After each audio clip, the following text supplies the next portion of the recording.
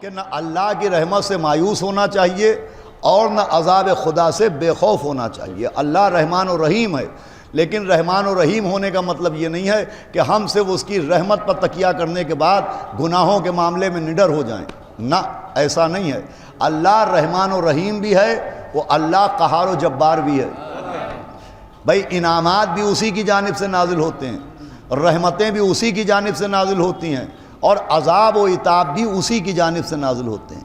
قرآن کے واقعات پیغام دینا چاہتے ہیں کہ ہمیں سمجھنا چاہیے کہ اللہ کی رحمت کے اسباب کیا ہوتے ہیں، اور اسی کے ساتھ ساتھ یہ بھی سمجھنا چاہیے کہ آخر وہ وجوہات کیا ہیں جن کی وجہ سے اللہ نے پوری کی پوری قوموں کو فی النار کر دیا، پوری کی پوری بستیوں کو نذر عذاب کر دیا۔ تو یہ دو نصیحتیں عزیزوں، ایک یہ کہ رحمت خدا سے مایوس نہیں ہونا چاہیے، یہ بھی دامن قرآن میں ہے، اور رحمت خدا کے اسباب کیا ہیں یہ بھی دامن قرآن میں ہے، اور اللہ کے عذاب سے بے خوف نہیں ہونا چاہیے، پوری طرح توجہ سنیے گا، یہ بھی دامن قرآن میں ہے، اور خدا کا عذاب کیوں نازل ہوتا ہے یہ بھی آپ کو دامن قرآن میں ملے گا۔ جب ہم آپ واقعات قرآن پڑھتے ہیں تو واقعات قرآن میں ایک قوم ایسی ہے کہ جس پر سب سے زیادہ اللہ نے رحمتیں بھی نازل کی ہیں، اور پھر اسی قوم پر اللہ نے سب سے زیادہ عذاب بھی نازل کیے ہیں۔ بھئی عجیب معاملہ ہے کہ بنی اسرائیل یعنی جناب موسیٰ کی قوم، سب سے زیادہ رحمتیں بھی اللہ نے بنی اسرائیل پہ نازل کی، اور سب سے زیادہ عذاب بھی اللہ نے بنی اسرائیل پہ نازل کیے۔ من و سلوہ بھی بنی اسرائیل کے لیے بھیجا گیا، آسمان کا کھانا بھی قوم موسیٰ کے لیے بھیجا گیا، دریا پر راستہ بھی قوم موسیٰ کے لیے بنایا گیا، پتھر سے چشمے بھی قوم موسیٰ کے لیے جاری کیے گئے، آسمان سے نعمتیں بھی قوم موسیٰ کے لیے نازل کی گئیں، اور پھر پانی جو خون میں تبدیل ہوا وہ بھی قوم موسیٰ ہی کے لیے ہوا، جو عذاب در عذاب نازل ہوئے وہ بھی قوم موسیٰ کے لیے۔ دیکھیں ایک قوم، بڑی وی آئی پی قوم ہے یہ، اللہ نے اس قوم کو بڑی سہولتیں عطا کی، فرعون کے چنگل سے نجات دلائی، آسمان سے من و سلوہ نازل کیا، دریا پر راستہ بنایا، پتھروں سے چشمے جاری کیے، اور پھر اسی قوم پر سب سے زیادہ عذاب بھی نازل ہوئے۔ اب یہ جو واقعات قرآن نے سنائے ہیں تو یہ اس لیے سنائے ہیں کہ ہم سمجھنے کی کوشش کریں کہ آخر وہ قوم جس پر اللہ کبھی اتنا مہربان ہے، کبھی اللہ اتنا شفیق ہے، کبھی اللہ اتنا رؤوف و رحیم ہے، اسی قوم کے لیے اللہ قہار و جبار کیوں بن گیا؟ جس قوم پر اتنی نعمتیں نازل کی اسی پر اتنے عذاب کیوں نازل ہوئے؟ تو عزیزوں جب آپ قوم موسیٰ کے حالات پڑھیں گے تو قوم موسیٰ پر جو اللہ نے عذاب نازل کیے اس کا سب سے بڑا سبب یہ تھا کہ قوم موسیٰ خدا پسند قوم نہیں تھی، خود پسند قوم تھی۔ بھائی قوم موسیٰ میں خدا پسندی نہیں تھی، قوم موسیٰ میں خود پسندی تھی۔ اب خدا پسندی کسے کہتے ہیں اور خود پسندی کسے کہتے ہیں؟ تو خدا پسندی یہ ہے کہ آنکھوں سے وہ نہ دیکھا جائے جو دل چاہ رہا ہے، وہ دیکھا جائے جو خدا چاہ رہا ہے، کانوں سے وہ نہ سنا جائے جو دل چاہ رہا ہے، کانوں سے وہ سنا جائے جو خدا چاہ رہا ہے، زبان سے وہ نہ کہا جائے جو دل چاہ رہا ہے، زبان سے وہ کہا جائے جو خدا چاہ رہا ہے، ہاتھوں سے وہ نہ کیا جائے جو دل چاہ رہا ہے، ہاتھوں سے وہ کیا جائے جو خدا چاہ رہا ہے، قدموں کو اس راستے پر نہ لے جایا جائے جس کے لیے دل چاہ رہا ہے، قدموں کو اس راستے کی طرف بڑھایا جائے جسے خدا چاہ رہا ہے۔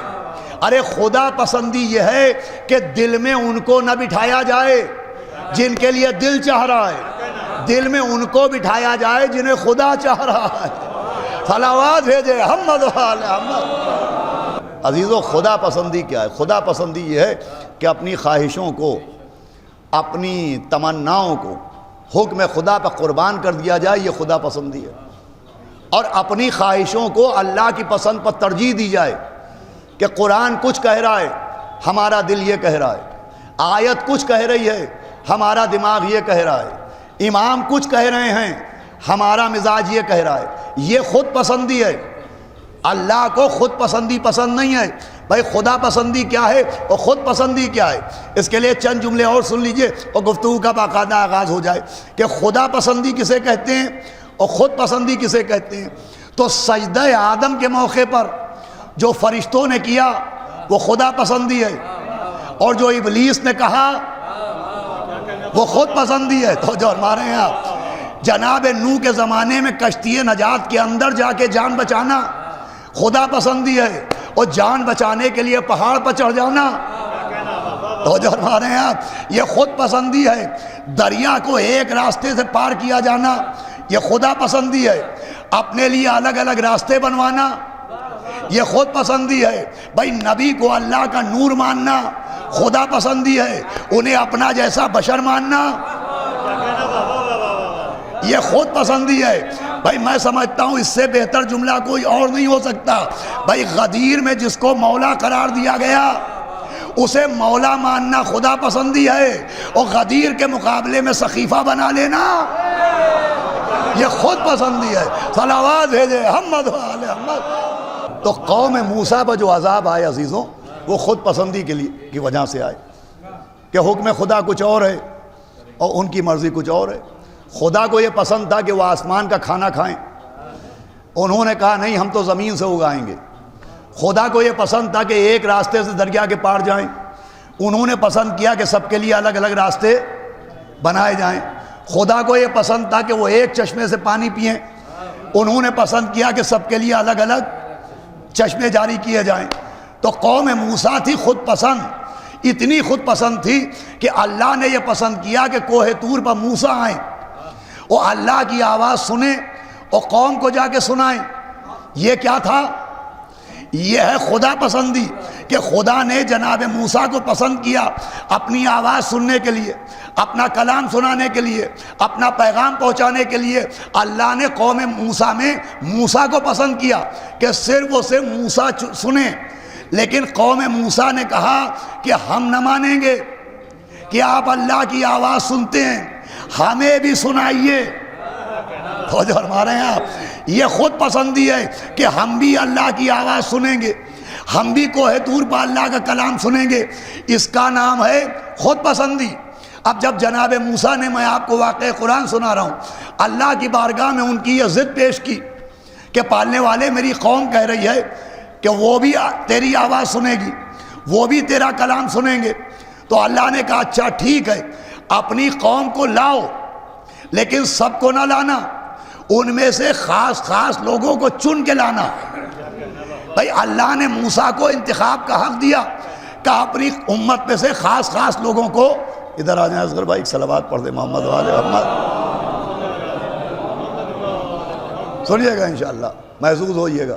کہا سب کو نہ لانا، سب سے مراد کیا تھا؟ پوری جناب موسیٰ کی قوم۔ علماء نے لکھا ہے، آئیے تشریف لے آئیں، صلوات پڑھیں محمد و آل محمد۔ علماء نے لکھا ہے جناب موسیٰ کی قوم کی تعداد تھی 7 لاکھ۔ کتنے تھے؟ آپ بول رہے ہیں، مجھے اپنے پر شک ہے کہ میں اونچا تو نہیں سن رہا ہوں۔ صلوات بھیجے محمد و آل محمد۔ دیکھیے دماغوں کا کچومر تو موبائل نکال دیتا ہے۔ صلوات بآواز بلند پڑھے گا محمد و آل محمد۔ میں بہت زیادہ دیر نہیں پڑھتا ہوں، جتنی دیر آپ سنیے گا اتنی دیر پڑھوں گا، مختصر پڑھوں گا وہ بھی۔ اللہ نے کہا ٹھیک ہے چن کے لاؤ۔ تو موسیٰ کی قوم کی تعداد تھی 7 لاکھ۔ جناب موسیٰ نے ان میں 70,000 کو چنا۔ آواز آئی ابھی اور کم کرو۔ ان 70,000 میں جناب موسیٰ نے 7,000 کو چنا۔ آواز آئی ان میں اور گھٹاؤ۔ 7,000 میں جناب موسیٰ نے 700 کو چنا۔ آواز آئی ان میں سے اور کم کرو۔ تو جناب موسیٰ نے 70 کو چنا۔ کس نے چنا؟ صاحب تورات نے چنا، صاحب شریعت نے چنا، اولی العزم نبی نے چنا۔ اور ان کو چننے کے بعد کہا پالنے والے ان کو لاؤں۔ آواز آئی ہاں سے 70 کو لاؤ۔ اب یہ عجیب بات ہے، یہ جملہ چاہے جیسے سنیے گا، جب اپنے کلام کا معاملہ تھا تو مجمع گھٹایا گیا، لیکن جب غدیر کے امام کا معاملہ تھا تو آگے والوں کو پیچھے بلایا گیا، پیچھے والوں کو آگے لایا گیا۔ صلوات بھیجے محمد و آل محمد۔ آپ نے غور فرمایا، جب اپنے کلام کا معاملہ تھا تو اور کم کرو اور گھٹاؤ اور کم کرو اور گھٹاؤ، اور جب امام کا معاملہ آیا غدیر میں تو کہا پیچھے والوں کو آگے بلاؤ، آگے والوں کو پیچھے لاؤ۔ پالنے والے یہ فرق کیوں ہے کہ بھائی کلام صامت ہے، امام ناطق ہے۔ صامت کی بات اور ہے، ناطق کی بات اور ہے توجہ فرمائیے گا. اب موسیٰ لے کے چلے کن کو؟ جنہوں نے ضد کی تھی کہ ہم بھی سنیں. یہ خود پسندی ہے.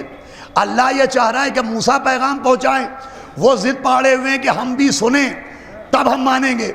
اب جب اللہ نے کلام کرنا شروع کیا اور آواز آنا شروع ہوئی تو ان خود پسندوں نے گھبرا گھبرا کے چاروں طرف دیکھا اور کہا موسیٰ کیا معلوم کہ کون بول رہا ہے، ہم دیکھیں گے تو مانیں گے. بھائی پہلی ضد کی کہ سنے تو مانے، دوسری ضد کی کہ دیکھے تو مانے. اس کا مطلب خود پسندوں کی دو پہچانیں ہیں کہ یہ دیکھنے کی ضد بھی کرتے ہیں، یہ سننے کی ضد بھی کرتے ہیں. اب سمجھ میں آیا کہ غدیر میں نبی نے من کنتو مولا سنایا کیوں، علی کو ہاتھوں پہ اٹھا کے دکھایا کیوں؟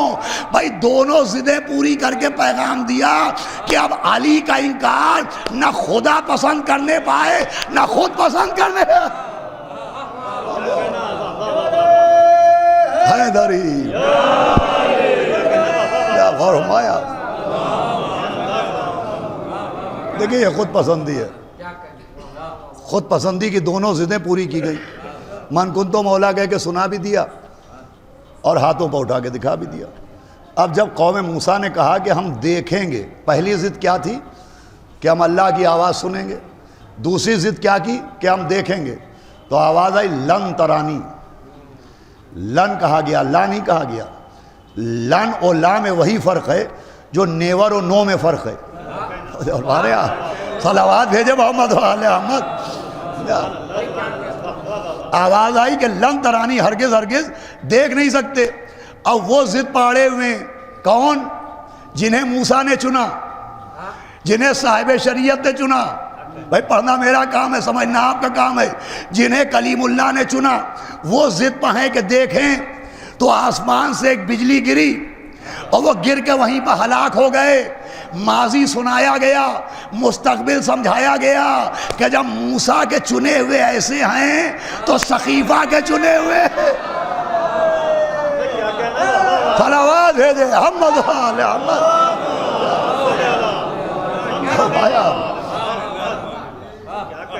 یہ تھی خود پسندی. خود پسندی کیا ہے کہ دیکھیں تو مانیں، سنیں تو مانیں. بھئی آج تک خود پسندوں کی پہچان ہے کہ دیکھیں تو مانیں، سنیں تو مانیں. بغیر دیکھے کیسے مانیں، بغیر سنے کیسے مانیں. اسی لیے تو کہا جاتا ہے کسی نے جناب ابو طالب کو کلمہ پڑھتے ہوئے دیکھا نہیں، کسی نے ان سے کلمہ سنا نہیں. ایسے کہتے ہیں جیسے سن لیتے تو قدموں پر سجدہ کر لیتے. ارے باپ کو کلمہ پڑھتے ہوئے نہیں دیکھا، بیٹے کو نبی کے ہاتھوں پر تو دیکھا. صلوات بھیجے محمد وآل احمد.